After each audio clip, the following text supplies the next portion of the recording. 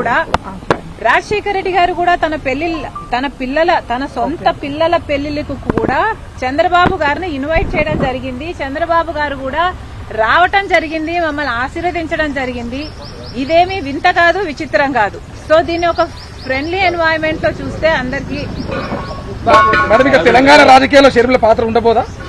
కాంగ్రెస్ పార్టీలో మనం పెట్టుకున్న తర్వాత కాంగ్రెస్ పార్టీ ఏ బాధ్యతలు అప్పగించినా ఆ బాధ్యతలు నేను నమ్మకంగా చేస్తానని ఆ రోజు చెప్పాను, ఈ రోజు చెప్తున్నాను. ఫ్రెండ్లీ రాజకీయాలు మేడం, మీరు ఫ్రెండ్లీ రాజకీయాలు కోరుతున్నారు. ఇప్పుడంతా ఫ్రెండ్లీ రాజకీయం వైపు మీ సోదరు ఎలా ఉన్నాయి పరిస్థితులు అని చూస్తే రాజకీయాలు అలా ఉండకూడదు అంటున్నారు. I'm not condoning anything.